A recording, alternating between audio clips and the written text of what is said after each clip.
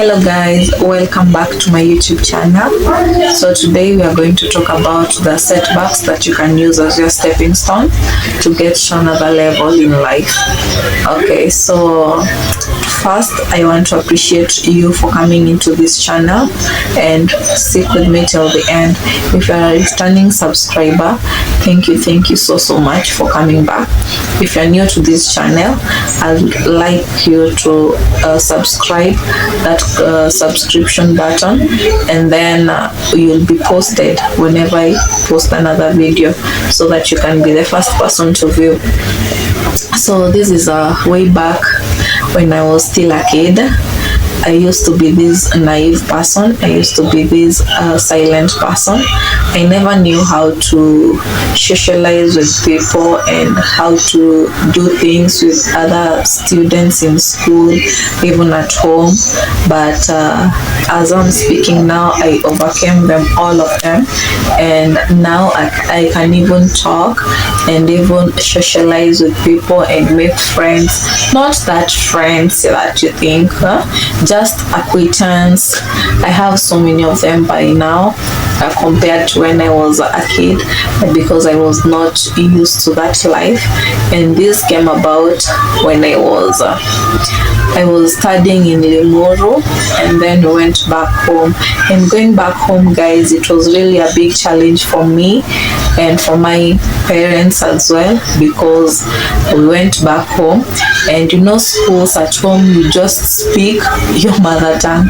So when I went, I was being admitted in that school. I can remember that day I was having my mom, my cousin, and I. So we were three of us going to school, but the two of us were going to be admitted in school. By then I was in class 1 and my cousin was in class 2 or 3, can't remember that well.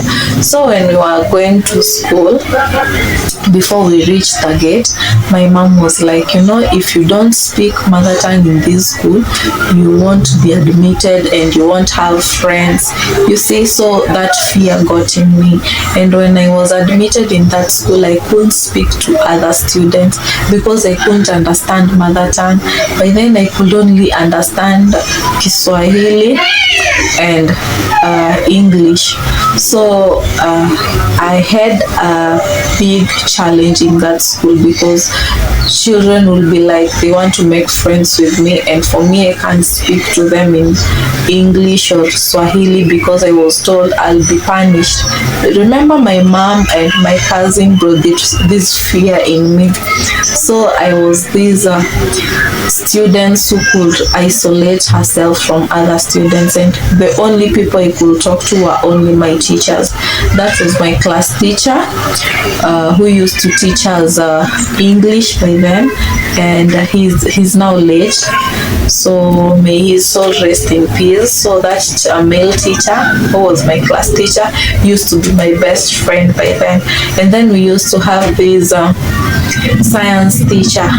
She was a lady, and then she was so huge. When she could come to class, she could start greeting students in mother tongue and then start asking questions. So before even you could think of the answer, she could just cane at you. Okay, she could tell you, lie on your desk, and then if you lie on your desk, just you go this way, she could just cane your back, and then she goes, and then do that to all students in the class, and then come to the same point she started. So it took me a few months or few weeks to learn mother tongue in school, and then I started socializing in mother tongue.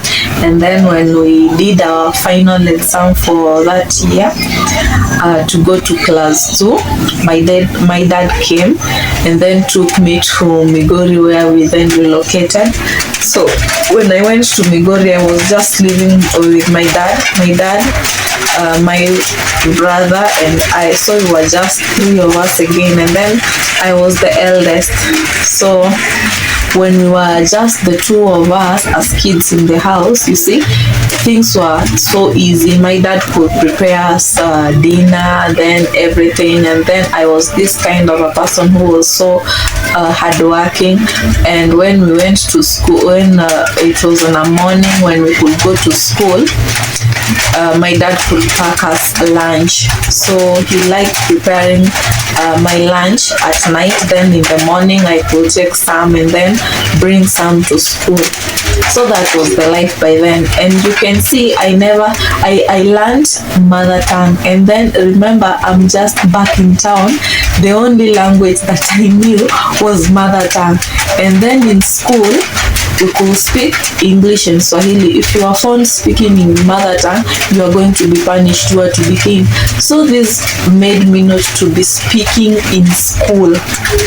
I couldn't speak in school. And then we had this lady who was same class as me.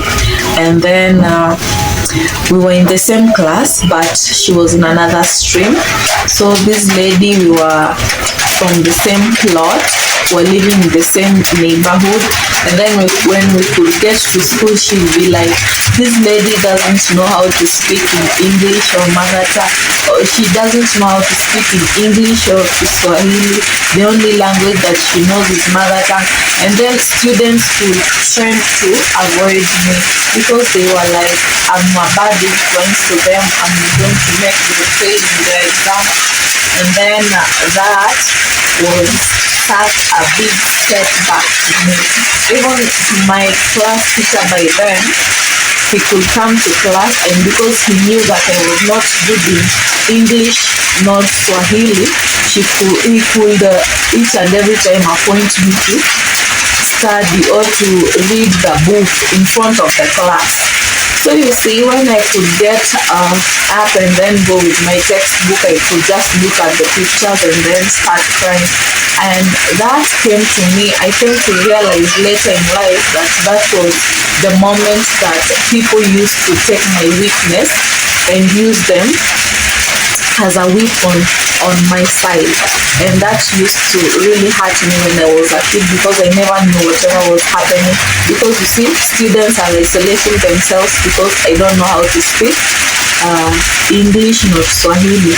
So even the teacher himself was trying to use that to make me feel inferior in class. So that was not all. So the other teacher from the other class was also, we were from the same tribe. So this teacher, each and every time when we could pass to go to his class, you could find me outside, standing there just crying. And the reason as why I was crying, because I was unable to read in class, I could stand in front of the class just watching the pictures and then crying because I couldn't even utter a word in English. So that teacher could talk to me and try to motivate me and try to tell me that I don't worry. Then he could speak to me in our mother tongue, because he found out that I could cry because I don't know how to communicate and to explain myself to other people. So with that, I found out that there is someone who is willing to understand my situations, or the problems and the difficulties that I was going through while in school. Because when I could come back home from school, my dad was not there because he was working. He could come home late when we have prepared everything, just him. He could come and then prepare supper, and then we eat and then sleep and wait for the next day to come. So we had no time with our dad, just making stories about school and everything. And that was such a big challenge to me. I never had that person to sit with and talk to, because my brother was still young and he couldn't understand whatever I was going through. And Matthew, I'm living with these people this lady whom we are sharing with the same class, and she couldn't even understand me. She just used that over me to other students, just to show herself off that she's somehow better compared to me. So when we did our exams, I became the last person in class. Yeah, I became the last person, and during school closure that day, that people do close school, we could be aligned, and then the names could be read from number 1 to number last. So, or even if the time is so small, they could name number 1 to number 3, and then bottom 3. So I was called out for the first time as the least performed student in class. So that was my first time, by the way, getting that number, and I never got that again. So when I got to class 3, I started working hard, because when we closed, remember, these students laughed at me because I had no friend in class. I had no one. I was just alone. I was so isolated, and this made me become this introvert person up to date. And I can't say that being an introvert is something that is bad. It's not bad. It helps one even know whatever you want to do in future, just to have time with yourself, to analyze whatever you want to do in life, and it makes you have time with yourself to choose or to just sit and see how things are going on and what you have to do. So with that, when I got to class 3, I started working hard, and then when the results were released for the first term, that was in class 3, I was the best improved student in class, and I was even awarded a textbook, and I was so happy. And with this, I was so much encouraged. But remember, when I was still in class 2, when we closed school, we could go back home to Shago, where my mom was, and then my mom used this storybook known as Tom and Mary. I can't forget about that book. So she was trying to teach me on how to use these books to read. So she could read that Tom and Mary is doing this and this, eating this and this. Tom and Mary is sitting down the tree, just like that. And I could just master the words as she could speak them. And then when I could open my book, those were the words that I was memorizing in my mind, and I could read, I could say them. But if you tell me where is Tom written, I could not even point at it, because I just memorized it as a song, and then I never knew how to write those words. So when I went to class 3, that is, so things changed. I was named the most improved student, was gifted a book, and this was kind of a motivation to my own self. I was like, okay, kumbe, I can do it. I can do it better. And then I started using, okay, so students were backing out at me that I'm not that better. I can't befriend them, because in school they just want those people who fall in their class, and by then was yes. So by that, I came to have a meeting with myself and told myself that okay, if I can do it alone, then why do I have to have friends to help me do it? Because I never knew the reason as to why most people do have friends, by the way. So with that, I started working on things by my own self. So if I had any challenges in school, I could approach my teachers, and then my dad rented this teacher who could help me with my personal studies at my own time at home. So this teacher could come to tutor me at home, and then things just went somewhere. So when this tutor could come, he realized that I was still weak in languages, and then with mathematics as well. So this tutor really worked on that, and when he he could give me assignments with it. Remember, I'm being given assignments from school to carry with me to go do them at home. And then this tutor, when he comes immediately. I'm at home.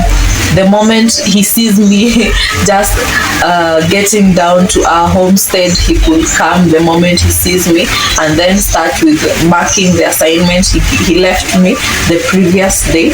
And then I'm still having his assignment and his tutoring hour at this moment. He could tutor me for like 2 hours, yeah, and then after that he could leave me some assignments and then go do them the next day in school whenever I find time. And you know, it was not that easy because in school you're still struggling with the school subjects and all that, and each and every teacher was giving you assignments, so you have to fix your own time. So I became that busy student, and I had no time to talk to people or do that, because each and every time I had, I was like, I have to do this, I have to do this and work on this and this and this.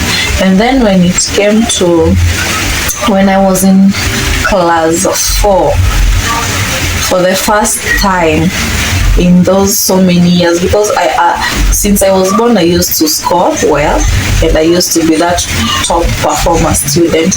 And when I got to class 2, this is when things changed until I got to class 4. So when I got to class 4, I again became that best student in class, and then teachers were so impressed by my hard work in school.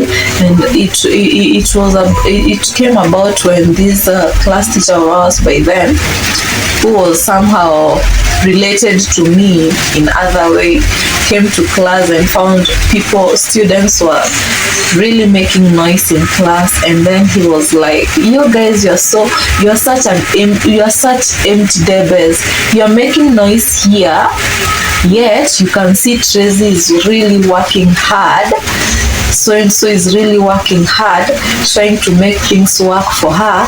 And can you imagine, she became the best out of all the students here in class.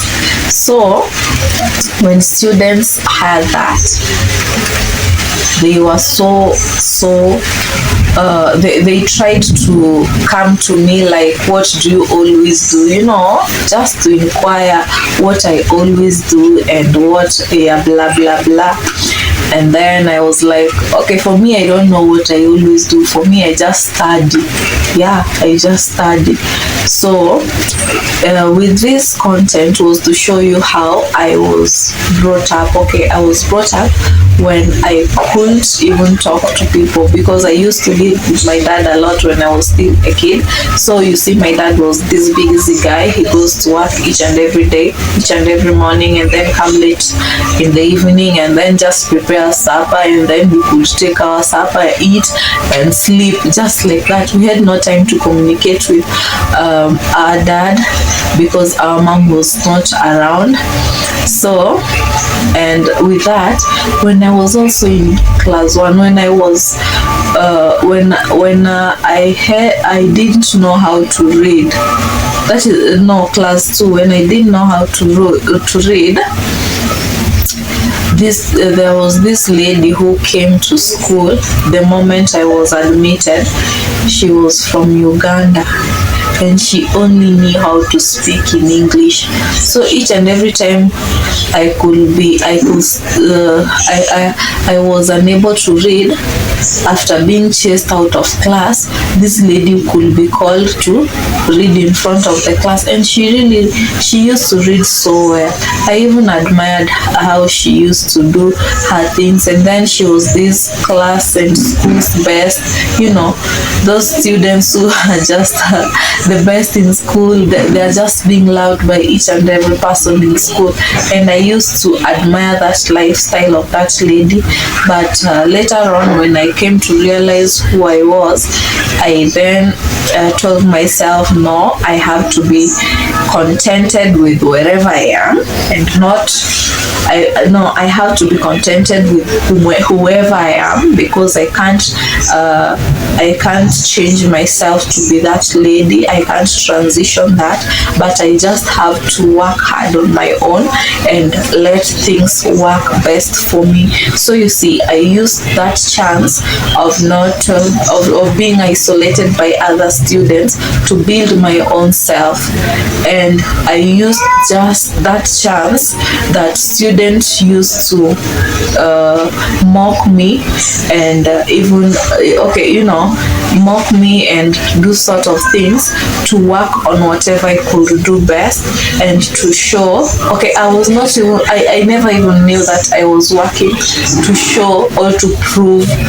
I was not doing that. I was just studying, like you can just take a kid to school and then tell them just to work hard. You see, they'll just work hard because they know in school people do read, and that is what they are going to do. So I was that one of them. And then things came to change. So with that was a big turn back to me. So after I got the best position in class, and teachers were so impressed with my work, and that came to be, I became so happy with myself, and that even taught me never to degrade myself on whatever place or position that I am at the moment, because with that it kind of bring a sort of encouragement to oneself and bring also love to oneself. So if you just love yourself, if you do love yourself, guys, you will make it. Because if you don't love yourself, if you hate each and everything about yourself, I tell you for free, you are not going to do better. It's high time you try to be positive about yourself, because when I back then, if I flash back, if I could be this person who was so negative about herself, I couldn't manage all that. I could be so depressed in life. I could be this person who thinks that everything is not working for her or best for her. And with that, guys, just try to love yourself. Tell yourself that you are going to make it. Be determined, even if it's not working for you at the moment. Just be determined. Know that it's gonna work one day. Use those setbacks, like trying to be mocked by anyone around you. Know that you are the best. God created you for a reason. God created you for a purpose, and your purpose and reason is still yet to come. It's not over. You can still do it. Even if in life you get to a point that you feel like, no, I can't do it anymore, don't hesitate to call upon God's name and just talk to Him. Be so friendly with Him and know that everything is gonna work for you. If you're that person who thinks that things have become so difficult in your life and you can't change them, or you think that you've made a big sin or something that you can't trace back to wherever you wanna be, I tell you, be positive about your life. Know that you're going to make it. Use that as a weapon to change or turn around everything that you want in life. Even if you are 30s, you are in your 40s, know that you are still gonna make it, because life is not yet over. If God has given you life to that time or that moment, or that age that you are, know that you're going to make it. Know that you still have bigger things to conquer in this world. And with that, guys, if you also had challenges in life like myself, you can just comment down there. I'll really love to read them and know about your own self, because in life things do happen in other people's life and we do learn from them. So maybe mine was not that that serious. Maybe yours is kind of serious, and you're the only friends that I have. By the way, I don't have friends, so just feel free to comment down there, hit that subscribe button, share, comment, and I'll really appreciate for being with me and for speaking with me as a friend. Bye bye, guys.